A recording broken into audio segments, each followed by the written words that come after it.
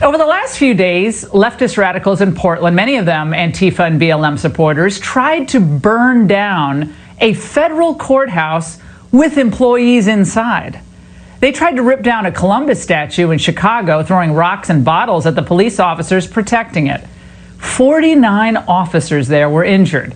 And in Seattle just last night, nearly 150, don't you love calling them peaceful protesters, smashed windows and set multiple fires to businesses, including the storefronts of the very companies that swore their allegiance to Black Lives Matter.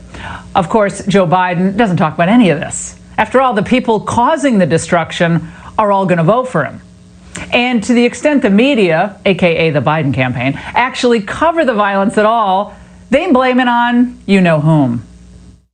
Crime in Portland and across Oregon was down before Donald Trump sent in his secret police. The presence of those federal troops made things worse. He's using them for crowd control. It's a disaster of the administration's own making.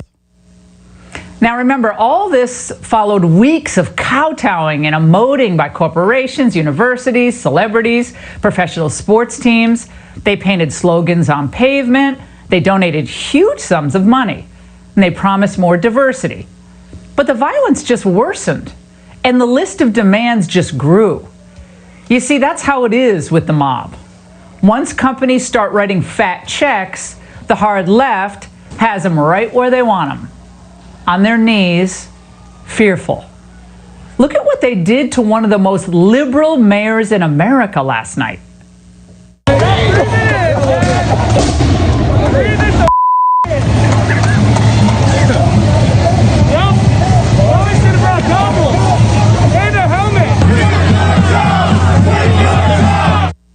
They treated that poor old Jacob Fry in Minneapolis the same way.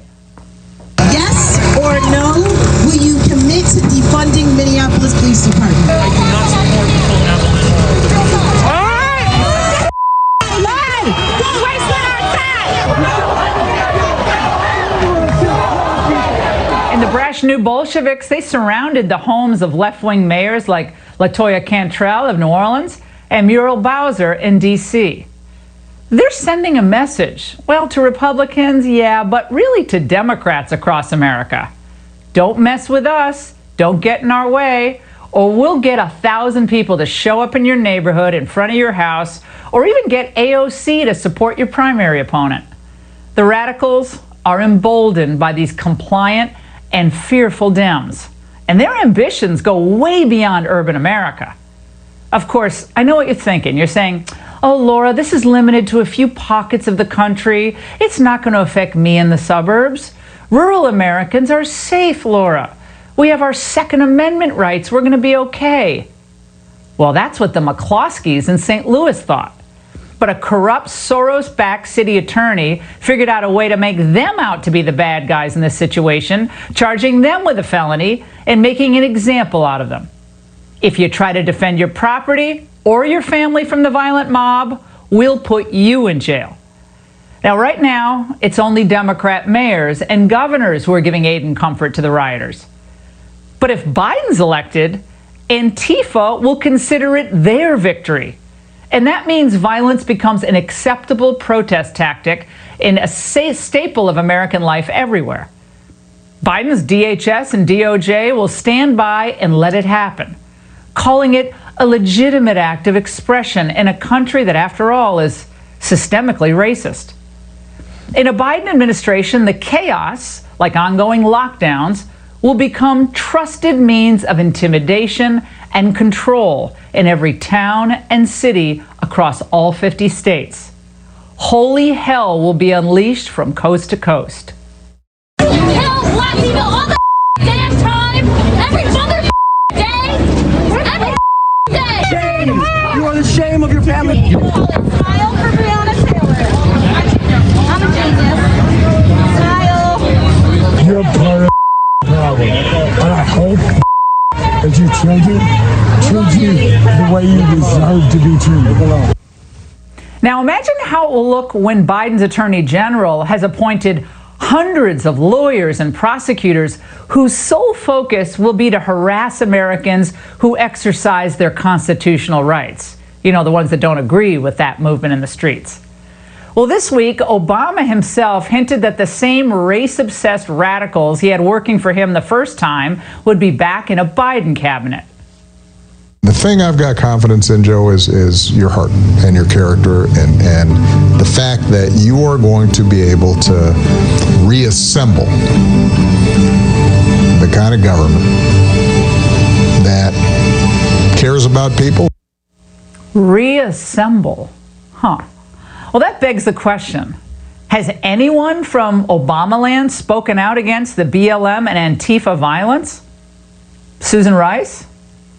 What about John Kerry? Samantha Power? Of course not. Remember, what you're seeing on the streets, that leftward lurch of the Democrat Party, is their reaction against you. It's not just that they despise Trump, sure they do, but they despise you, your patriotism, your church-going, your Judeo-Christian values, your belief in personal responsibility and a work ethic, your big families, your SUVs, your guns, all of it. Because you represent the old America that they want to destroy, root and branch. When they say systemic racism, that means the system, the culture. It has to be taken down. It has to be eradicated and replaced by one that they create in the image of AOC and the Squad, the party's true thought leaders. Yoho called me, and I quote, a bitch. It is a culture of lack of impunity, of accepting of violence and violent language against women. We're going to go in there, we're going to impeach them. We cannot stop at criminal justice system. We must begin the work of dismantling the whole system of oppression wherever we find it. This is about true reparations. So yes, I support the defund movement. Remember, when they go after the founders and Mount Rushmore, they're really going after you. If Biden wins in November, the Democrats and their rioter allies will turn their sights on you. You'll become the target for criminals, for radicals, and the cancel culture. Many of you will be investigated, demonized, and even impoverished by a government indebted to the far left. And the only thing standing between us and that scenario is the man they tried to destroy from the moment he announced his candidacy. So on Election Day, we're not voting to save Trump. He'll be fine no matter what happens. We're voting to save ourselves, our families, our kids, our churches, our schools, our whole way of life.